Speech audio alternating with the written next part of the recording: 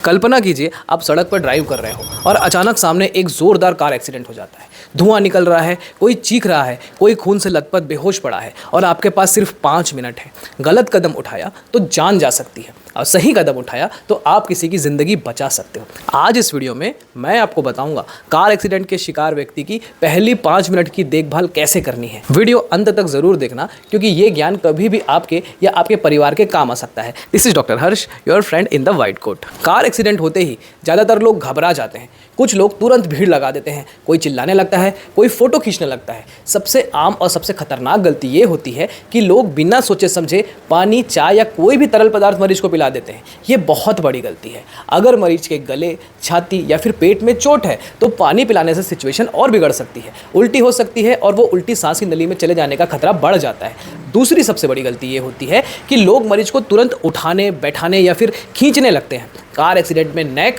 और स्पाइन की चोट होने का खतरा सबसे ज़्यादा होता है। अगर आप बिना ज़रूरत मरीज को खींचेंगे, उठाएंगे या घुमाएंगे तो छोटी सी चोट भी परमानेंट पैरालिसिस या फिर मौत का कारण बन सकती है। सिर्फ एक ही स्थिति में मरीज को हिलाना चाहिए, जब तत्काल खतरा हो, जैसे कि अगर गाड़ी में आग लग गई हो, पेट्रोल लीक हो रहा हो और विस्फोट का खतरा हो। इन स्थितियों के अलावा मरीज को बिल्कुल भी ना हिलाएं। जितना हो सके उसे उसी स्थिति में छोड़ दें जिसमें वो है। उसके बाद सबसे पहले अपनी सेफ्टी चेक करें।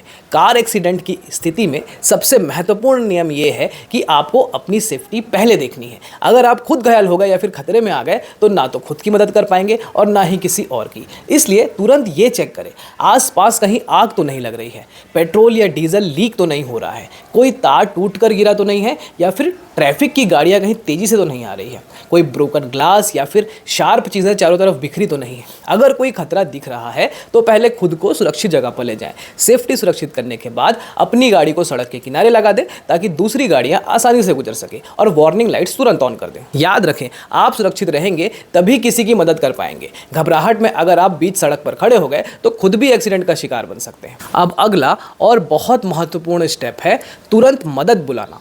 एक पल भी वेस्ट नहीं करना है। तुरंत आप अपना मोबाइल निकालिए और 108 या फिर 112 नंबर डायल कर दें। 108 मुख्य रूप से एम्बुलेंस और मेडिकल इमरजेंसी के लिए होता है और 112 इंडिया का नेशनल इमरजेंसी नंबर है। ये एक ही नंबर पर पुलिस, एम्बुलेंस, फायर सबको कनेक्ट कर देता है। ज़्यादातर जगहों पर 112 बहुत तेज काम करता है। कॉल करते समय ऑपरेटर को ये जानकारी बिल्कुल साफ और शांत स्वर में बताएं। एग्जैक्ट लोकेशन सबसे महत्वपूर्ण है। अगर आपका गूगल मैप्स खुला हो तो लाइव लोकेशन पिन भेज दें। जितना एग्जैक्ट आप बताएंगे उतनी जल्दी मदद पहुंचेगी। फिर बताएं कि कितने लोग घायल हैं, जैसे कि यहाँ पर 2 लोग घायल हैं या फिर एक व्यक्ति बेहोश पड़ा है और 2 से 3 लोगों को चोटें आई हैं। स्थिति क्या है, मतलब कोई बेहोश है या नहीं, तेज़ खून बह रहा है या फिर सांस लेने में किसी को तकलीफ हो रही है। अपना नंबर भी बता दें ताकि ऑपरेटर वापस कॉल कर सके अगर ज़रूरत पड़े तो। बहुत ज़रूरी बात, इस कॉल को जल्दी मत काटना।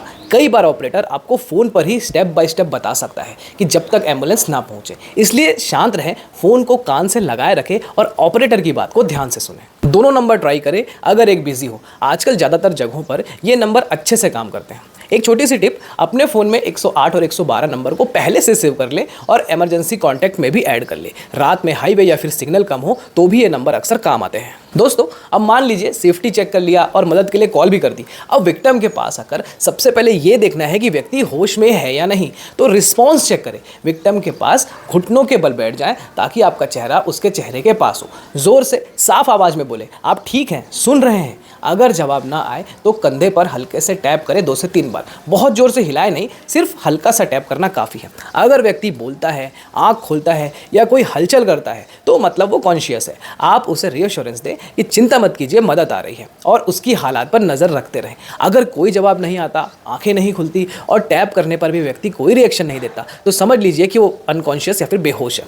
अब ब्रीदिंग चेक करें। बेहोश व्यक्ति में सबसे महत्वपूर्ण ये जानना है कि सांस चल रही है या नहीं। अपने कान को व्यक्ति के मुंह और उसके नाक के पास लेकर के जाएं। अपना गाल उसके मुंह के पास रखें ताकि सांस की हवा महसूस हो सके। 10 सेकंड तक ध्यान से देखें, सुने और महसूस करें। 3 चीज़ें चेक करें, सीना ऊपर नीचे हो रहा है या नहीं, सांस की आवाज़ आ रही है या नहीं और आपके गाल पर सांस की हल्की हवा महसूस हो रही है या नहीं। अगर नॉर्मल सांस चल रही है तो अच्छी बात है। व्यक्ति को उसी स्थिति में छोड़ दें और हर 1 से 2 मिनट में उसकी ब्रीदिंग दोबारा से चेक करते रहें। अगर सांस बिल्कुल नहीं चल रही या सिर्फ गैस्पिंग मतलब मुंह से हवा हवा लेने की असामान्य टाइप की कोशिश हो रही है तो तुरंत आपको CPR शुरू कर देना है। तो CPR कैसे शुरू करें? देखो, व्यक्ति को सीधा सपाट जमीन पर लेटाएं, दोनों हाथों की हथेली को छाती के बीचों बीच रखें, सीधे कंधों के बल जोर से दबाएं, कम से कम 5 से 6 सेंटीमीटर गहराई तक। रफ्तार मिनट में 100 से 120 कंप्रेशंस। 30 कंप्रेशंस के बाद अगर आप अकेले हैं तो 2 रेस्क्यू ब्रेथ्स भी दे सकते हैं, लेकिन सिर्फ कंप्रेशन भी लाइफ सेविंग है। बहुत महत्वपूर्ण है कि 108 या 112 पर कॉल करने के बाद ऑपरेटर को बताएं कि व्यक्ति बेहोश है और सांस नहीं ले रहा है। ऑपरेटर आपको फ़ोन पर ही रियल टाइम गाइडेंस दे सकता है कि कैसे कंप्रेशंस करें या फिर कितनी गहराई तक करें, कब करें आदि। अगर आपने CPR कभी नहीं किया है तो भी घबराएं नहीं, ऑपरेटर की आवाज़ सुनकर आप सही तरीके से कर पाएंगे। ब्रीदिंग चेक करने के बाद अब आखिरी स्टेप, सर्कुलेशन यानी कि खून बहने को रोकना। कार एक्सीडेंट में अक्सर कटने, फटने या फिर चोट लगने से खून बहने लगता है। अगर खून तेजी से बह रहा है तो इसे रोकना सबसे ज़रूरी काम है। सही तरीका ये है, डायरेक्ट प्रेशर लगाएं। सबसे पहले कोई रुमाल या फिर जो भी आपको साफ कपड़ा मिल जाए उसे ले, घाव पर मजबूती से दबाव डालें। सिर्फ हल्का हल्का दबाना नहीं है, जोर से दबाएं ताकि खून का बहना रुक सके। 10 से 15 मिनट तक बिना हटाए उसे दबाए रखें। घड़ी देखकर या फिर फ़ोन का टाइमर लगाकर कम से कम 10 से 15 मिनट तक लगातार दबाना ज़रूरी है। और बीच में ऐसा कपड़े हटाकर मत देखें कि खून रुका है या नहीं। हर बार देखने से जो छोटा सा क्लॉट मतलब खून का थक्का बन रहा होता है वो टूट जाता है और खून फिर से बहने लगता है। अगर कपड़ा भीग जाए तो पुराना कपड़ा मत हटाइए, ऊपर से एक और साफ लेयर मतलब नया कपड़ा या फिर गौच लगा दें और दबाते रहें। इस तरह से लेयरिंग करते हुए दबाव को जारी रखें। बहुत ज़रूरी सावधानियां ये है कि घाव के अंदर आप कुछ भी मत डालें, ना तो रुई, ना कपड़ा, ना कोई दवा। इससे इन्फेक्शन का खतरा बढ़ जाता है और ब्लीडिंग नियंत्रित नहीं हो पाती। अगर घाव में आपको ग्लास, मेटल, लकड़ी या कोई भी ऑब्जेक्ट फंसा हुआ दिखता है तो इसे बिल्कुल भी मत निकालें। उसे निकालने से ब्लीडिंग और भी तेज हो सकती है, क्योंकि ऑब्जेक्ट खुद एक तरह का प्लग बना हुआ होता है। बस ऑब्जेक्ट के चारों तरफ पैडिंग मतलब कपड़ा वगैरह लगाकर उसे स्टेबलाइज कर दे ताकि वो हिले नहीं। और जब तक एम्बुलेंस ना आ जाए तब तक आप ब्लीडिंग पर नज़र रखते रहें।